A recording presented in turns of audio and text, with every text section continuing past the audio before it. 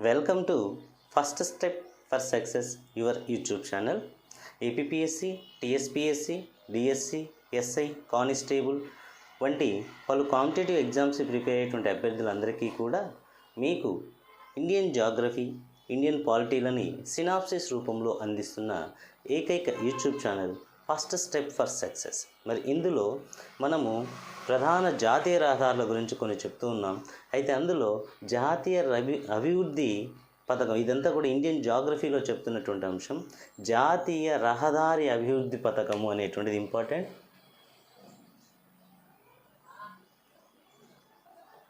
జాతీయ రహదారి అభివృద్ధి పథకం. ఈ పథకంలో ముఖ్యంగా రెండు అంశాలు అనేటువంటివి ఉన్నాయి. ఒకటి స్వర్ణ చతుర్భుజి పథకం.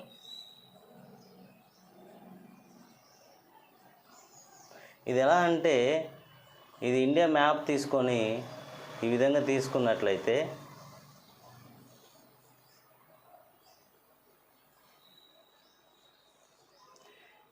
స్వర్ణ చతుర్భుజి పథకం అనేటువంటిది ప్రధానమైనటువంటి ఢిల్లీ, ముంబై, చెన్నై, కోల్కతా ఇలా ఈ ప్రధానమైనటువంటి నగరాలను కలుపుతూ ఉంది. అందువల్ల దీన్ని స్వర్ణ చతుర్భుజి పథకం అని చెప్పేసి అన్నాం. చెన్నై, ఢిల్లీ, అదేవిధంగా ముంబై, కోల్కతా ముఖ్యమైనటువంటి ప్లేసెస్. ఈ ప్లేసెస్ మెట్రోపాలిటన్ సిటీస్లో ఉన్నటువంటి ఇంపార్టెంట్ ప్లేసెస్ని కలుపుతుంది. అందుకే దీన్ని మనం స్వర్ణ చతుర్భుజి పథకం అని చెప్పేసి అన్నాం. Very most important. ఈ స్వర్ణ చతుర్భుజి పథకం అనేటువంటిది అంతే, ఆ 4 మెట్రోపాలిటన్ కాకుండా ఢిల్లీ, కోల్కతా, ముంబై, చెన్నై 6 లేన్ల రహదారుల అభివృద్ధి, 6 లేన్లు, 6 లేన్ల రహదారి అనేటువంటిది అభివృద్ధి చేస్తుంది ఈ స్వర్ణ చతుర్భుజి పథకం ద్వారా. ఇదొకటి ఇంపార్టెంట్ పాయింట్, 6 లేన్లు. ఇది అంతేకాకుండా ఇంకా బెంగళూరు, పూణే, అహ్మదాబాదు, జైపూరు. ఇక్కడ మనం ఏం చెప్పామంటే ఫస్ట్ ఢిల్లీ, ముంబై, చెన్నై మరియు కోల్కతా.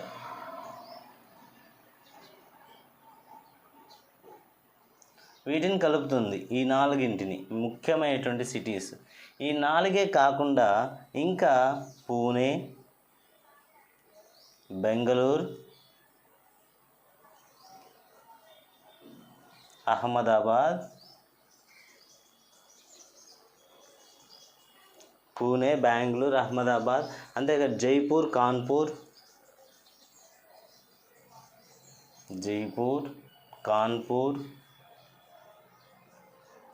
వంటి ఇలాంటి అనేక సిటీస్ని కూడా ఇది కలుపుతుంది. అయితే ఈ స్వర్ణ చతుర్భుజి పథకము అనేటువంటిది మొత్తం ఎన్ని రాష్ట్రాలకు సంబంధించిందంటే 13 రాష్ట్రాల గుండా ఈ 6 లేన్ల అభివృద్ధి పథకం అనేటువంటిది జరుగుతుంది. Very most important. దీని జాతీయ రహదారి అభివృద్ధి పథకంలో భాగంగానే స్వర్ణ చతుర్భుజి పథకం అనేటువంటిది డెవలప్ అవుతూ ఉంది. మరి అంతేకాకుండా దాని తర్వాత స్వర్ణ చతుర్భుజి పథకంతో పాటుగానే ఇంకొక ఇంపార్టెంట్ అయినటువంటి అంశం ఉంది. అదేంటంటే ఉత్తర దక్షిణ కారిడార్ మరియు తూర్పు పశ్చిమ కారిడార్ అంటాం దాన్ని. అదే ఒకటి ఇంపార్టెంట్ అండి. మనకు కారిడార్లు, రహదారుల భాగంగా ఉత్తర దక్షిణ కారిడార్, ఉత్తర దక్షిణ కారిడార్. ఈ ఉత్తర దక్షిణ కారిడార్లో ముఖ్యంగా చెప్పుకున్నట్లయితే జమ్మూ అండ్ కాశ్మీర్లోని శ్రీనగర్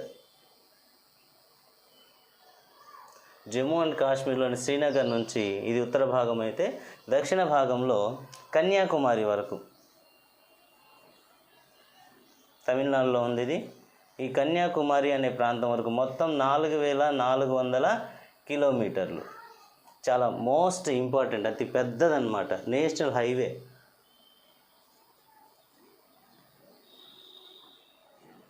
ఈ నేషనల్ హైవే అనేటువంటి దాన్ని 44 పొడవైన రహదారి ఇది 4,000 కిలోమీటర్లు, 4,400 కాదండి, 4,000 కిలోమీటర్లు నేషనల్ హైవే 44 అనేటువంటిది జమ్మూ కాశ్మీర్లో ఉన్న శ్రీనగర్ నుంచి తమిళనాడులో ఉన్నటువంటి కన్యాకుమారి వరకు మొత్తం 4,000 కిలోమీటర్లు ఉత్తర దక్షిణ కారిడార్గా డెవలప్ అవుతుంది. మరి అంతేవిధంగా తూర్పు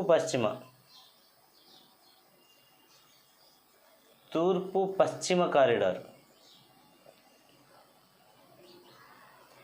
ఈ తూర్పు పశ్చిమ కారిడార్ చూసినట్లయితే వెరీ మోస్ట్ ఇంపార్టెంట్, ఇది కూడా చాలా ఇంపార్టెంట్. గుజరాత్లోని పోరుబందర్, ఈ గుజరాత్లోని పోరుబందర్ ఇక్కడ నుంచి స్టార్ట్ అయ్యి అస్సాంలోని సిల్చార్ ఇంతవరకు మొత్తం 3,300 కిలోమీటర్లతో ఇదొక నేషనల్ హైవే అనేటువంటి దాన్ని ఇది ఉత్తర దక్షిణ కారిడార్లు, ఇది తూర్పు పశ్చిమ కారిడార్లుగా డెవలప్ అవుతూ ఉంది. అంతేకాకుండా ఎక్స్ప్రెస్ హైవేలు ఉన్నాయి భారతదేశంలో. ఎక్స్ప్రెస్ హైవేస్ మొత్తం 23 ఎక్స్ప్రెస్ హైవేలు సుమారు 1,208 కిలోమీటర్ల డిస్టెన్స్తో ఎక్స్ప్రెస్ హైవేలు కూడా మన భారతదేశంలో ఉన్నాయి. మోస్ట్ ఇంపార్టెంట్ టాపిక్ అండి ఇది. ఈ ఎగ్జామినేషన్ పాయింట్ ఆఫ్ వ్యూలో మనకి ఎప్పుడైనా ఎగ్జామినేషన్స్ ఇలాంటివి కూడా అడుగుతూ ఉంటారు. నెక్స్ట్ నేషనల్ హైవేస్ గురించి మొత్తం డిస్కస్ చేసాము. అయితే కొన్ని ఇంపార్టెంట్ నేషనల్ హైవేస్ని మీరు జస్ట్ ఒకసారి చూడండి. ఎప్పుడైనా ఎగ్జామినేషన్స్లో మొత్తం పూర్తిగా అడగరు, ఇంపార్టెంట్ పాయింట్స్నే బేస్ చేసుకొని క్లాస్ చెప్పడం జరుగుతుంది. అయితే అన్ని నేషనల్ హైవేస్ అవసరం లేదు, కొన్ని నేషనల్ హైవేస్ ఉంటే సరిపోతుంది. అన్ని నేషనల్ హైవేస్ కన్ఫామ్గా చెప్పాల్సిన పని ఏమీ లేదు, అంటే బట్టి పెట్టాల్సిన పని లేదు, కాన్సెప్చువల్గా చదవండి, చాలా ఎనఫ్. నెక్స్ట్ రాష్ట్ర రహదారులు.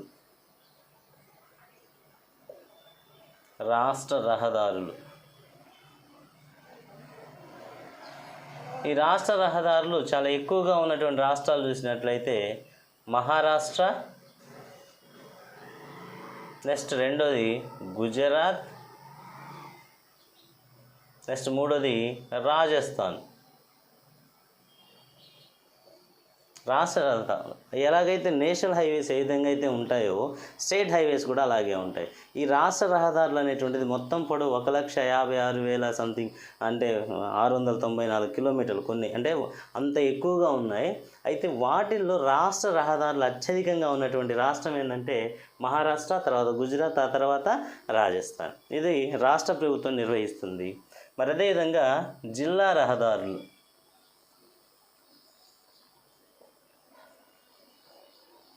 ఈ జిల్లా రహదారులు అనేటువంటిది ఇది కూడా వెరీ ఇంపార్టెంట్ అనేటువంటి అంశం. ఈ జిల్లా రహదారులని పబ్లిక్ వర్క్స్ డిపార్ట్మెంట్,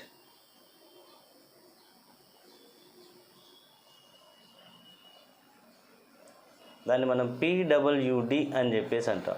ఈ డిపార్ట్మెంట్ నిర్వహిస్తుంది. జిల్లా రహదారులు కూడా చాలా ఎక్కువగా ఉన్నటువంటి రాష్ట్రం ఏంటంటే మహారాష్ట్ర, అంటే పెద్ద రాష్ట్రము కాబట్టి ఎక్కువగా కూడా జిల్లా రహదారులు డెవలప్ అయింది కూడా మహారాష్ట్రలోనే. మరి అదేవిధంగా గ్రామీణ రహదారులు.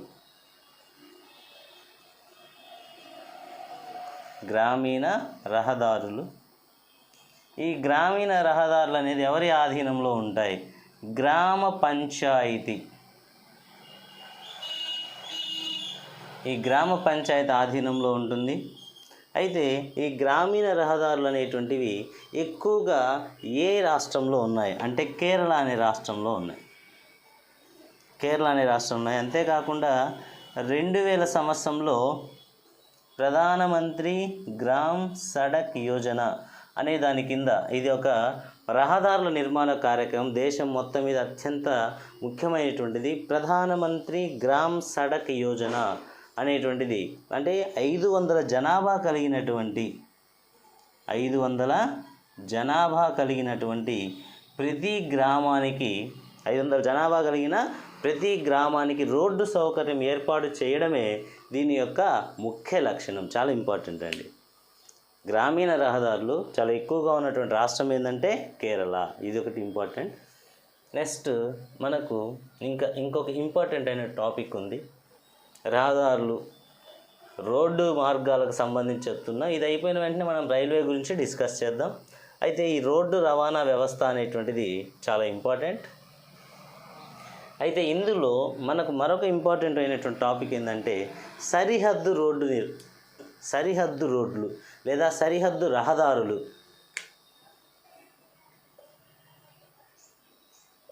సరిహద్దు రహదారులు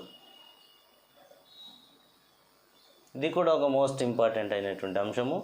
అయితే ఈ 1960వ సంవత్సరంలో ఏం జరిగిందంటే 1960లో BRO అనే దాన్ని ఏర్పాటు చేశారు. BRO అంటే ఏంటంటే borders road organisation. BRO border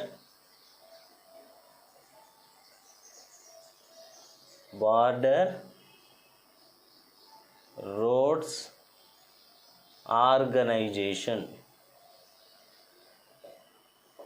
ఇది ఒకటి ఇంపార్టెంట్ అండి. BRO బార్డర్ రోడ్స్ అంటే సరిహద్దు ప్రాంతాల్లో రోడ్డు మార్గాలను అభివృద్ధి పరిచేటువంటి పథకం. అయితే దీన్ని ఎక్కడ ఏర్పాటు చేశారంటే దీని యొక్క ప్రధానమైనటువంటి స్థావరం న్యూఢిల్లీలో ఏర్పాటు చేశారు.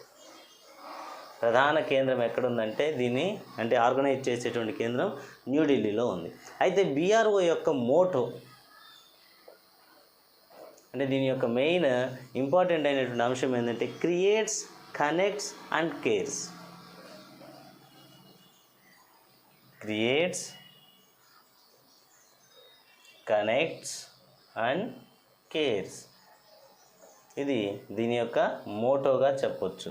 క్రియేట్స్ అంటే రహదారులను క్రియేట్ చేయాలి, కనెక్ట్స్ రెండింటిని కలపాలి అంటే రెండు ప్రాంతాలని, కేర్స్ మళ్ళీ జాగ్రత్తలు తీసుకోవాలి. ఇది మోస్ట్ ఇంపార్టెంట్.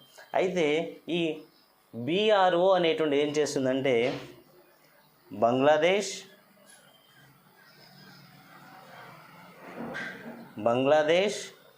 భూటాన్,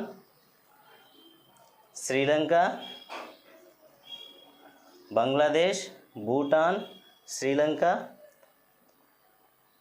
తర్వాత ఆఫ్ఘనిస్తాన్, అంతేకాకుండా తజికిస్తాన్, ఈ ప్రాంతాలకి సరిహద్దు రహదారులని మన దేశంతో అనుసంధానిస్తుంది. సరిహద్దు రహదారులు ఏవైతే ఉంటాయో ఇప్పుడు ఫర్ ఎగ్జాంపుల్ శ్రీలంక, మీకు డౌట్ రావచ్చు శ్రీలంకతో ఏ విధంగా అంటే అక్కడ కూడా BRO ఉన్నటువంటి కారిడార్ని డెవలప్ చేయడానికి ప్లాన్ చేస్తుంది. అంటే రహదారి లేకపోవచ్చు కానీ రాకపోకలకు వీలుగా ఉండే విధంగా కనెక్ట్ చేయడానికి ప్రయత్నం అనేటువంటిది చేస్తుంది, అంటే నీటి రవాణాతోనే. అంతేకాకుండా BRO నిర్మించిన అతి ఎత్తైన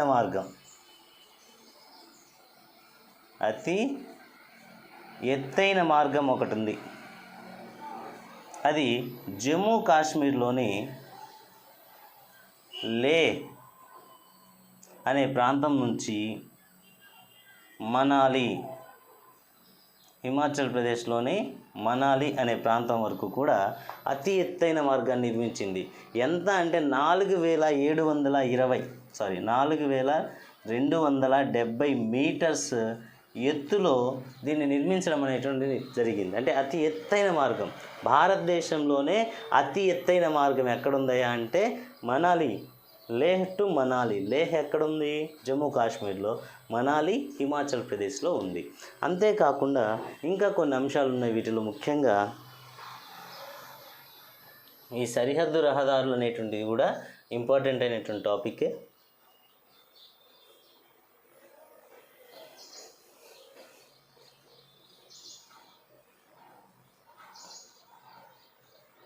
వాటి గురించి మళ్ళీ డిస్కస్ చేద్దాం. మరి ఈ సరిహద్దు రహదారులతో పాటు ఇంకా కొన్ని ముఖ్యమైనటువంటి కార్యక్రమాలు వర్తక్ అనేటువంటి మార్గాలు, అంటే అదొక ప్రాజెక్ట్ అన్నమాట. ఈ వర్తక్ అనే ప్రాజెక్టు అరుణాచల్ ప్రదేశ్ మరియు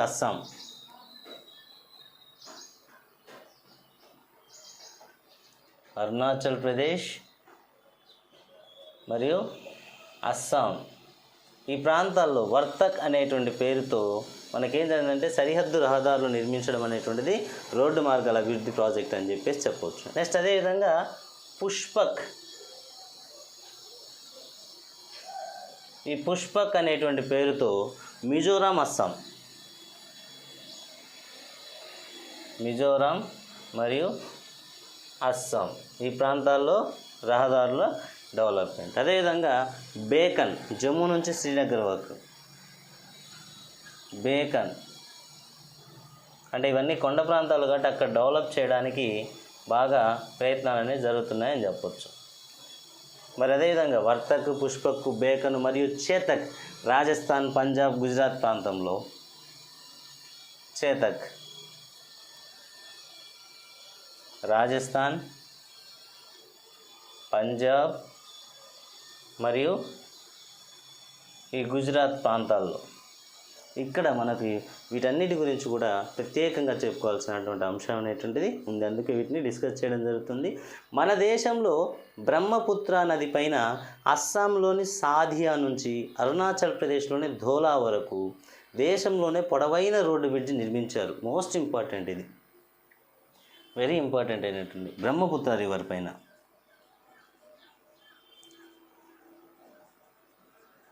ఈ బ్రహ్మపుత్ర రివర్ దీనిపైన చూడండి, అరుణాచల్ ప్రదేశ్, ఇక్కడ ఉన్నటువంటి ధోలా నుంచి అస్సాం, ఇక్కడ ఉన్నటువంటి సాదియా అనే ప్రాంతం వరకు కూడా రోడ్ బ్రిడ్జ్ అనేటువంటి దాన్ని నిర్మించారు. రోడ్ బ్రిడ్జ్ పొడవు వచ్చేసరికి 9.15 కిలోమీటర్లు, సుమారుగా ఇంత ఉందన్నమాట. అయితే ఈ బ్రిడ్జ్ పేరే ధోలా సాదియా బ్రిడ్జ్. దానికి మరొక పేరే భూపెన్ హజారికా. ధోలా సాదియా బ్రిడ్జ్ అంటాం దీన్నే, లేదా దీనికి మరొక పేరు ఏం పెట్టారంటే భూపెన్ హజారికా బ్రిడ్జ్. ఆయన పేరు మీదుగా దీన్ని పేరు అనేటువంటి బ్రిడ్జ్ పేరుని చేంజ్ చేయడం అనేటువంటి జరిగింది. అలాగే అంతర్జాతీయ రహదారులు ఉన్నాయి. అవి ఏంటంటే కొన్ని డెవలప్ చేయడం జరిగింది. ఎక్కడ అంటే లాహోర్ నుంచి మాండలే వరకు. అంటే లాహోర్ పాకిస్తాన్లో ఉంది, మాండల్ అనేటువంటిది మయన్మార్లో ఉంది. ఇలా అన్నమాట, రంగూన్ అని చెప్పేసి అంటాం. సరే, నెక్స్ట్ ఆగ్రా నుంచి ధనుష్ కోటి, అది కూడా ఆగ్రా అనేటువంటి మన దేశంలో ఉంది, ధనుష్ కోటి అనేటువంటి శ్రీలంకలో ఉంది అని చెప్పేసి చెప్పారు. నెక్స్ట్ బార్హి అనేది జార్ఖండ్ ప్రాంతంలో బార్హి అనే ప్లేస్. అలాగే కాట్మాండ్ అనేటువంటి నేపాల్. ఢిల్లీ నుంచి ముల్తాన్ రోడ్. ఇలా మన దేశంలో ఏం చేస్తున్నారంటే సరిహద్దు ప్రాంతాలు, తీర ప్రాంతాలు, ఓడరేవులు, పర్యాటక ప్రాంతాలు, మతమరువైన ప్రాంతాలు కొన్నిటిని అనుసంధానం చేయడానికి భారత్ మాల ప్రాజెక్టు కూడా ఏర్పాటు చేసి, ఇదొకటి ఇంపార్టెంట్ అండి. భారత్ మాల,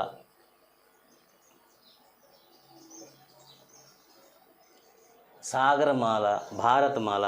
సాగరమాల అంటే తీర ప్రాంతాలను కలుపుతూ ఉన్నటువంటి దాన్ని సాగరమాల అంటాం. మన దేశంలో సరిహద్దు ప్రాంతాలు, తీర ప్రాంతాలు, పర్యాటక ప్రాంతాలు, మతపరమైన ప్రాంతాలు, ఓడరేవు ప్రాంతాలు అన్నిటినీ కలుపుతూ అనుసంధానం చేయడానికి భారత్మాల ప్రాజెక్ట్ అనే దాన్ని ప్రారంభించారు. ఇవి మనకు రోడ్డు రవాణా వ్యవస్థలో ఉన్నటువంటి ముఖ్యమైనటువంటి అంశాలు. ఇది కంపల్సరీగా చాలా important topic, don't miss. And examination point of వ్యూలో జాగ్రఫీ ఓరియంటేషన్లో చాలా ఇంపార్టెంట్ అయిన టాపిక్ ఇది, రోడ్డు రవాణా వ్యవస్థ. దాని తర్వాత రైల్వే వ్యవస్థ గురించి మరి నెక్స్ట్ క్లాస్లో ఇన్ డీటెయిల్గా తెలుసుకుందాం. సో రెగ్యులర్ అప్డేట్స్ పొందడానికి మీరు కంపల్సరీగా సబ్స్క్రైబ్ చేసుకోండి, మీ ఫ్రెండ్స్కి కూడా షేర్ చేయండి, సబ్స్క్రైబ్ చేసుకోమని తెలియజేయండి. So thank you friends, thank you to lot.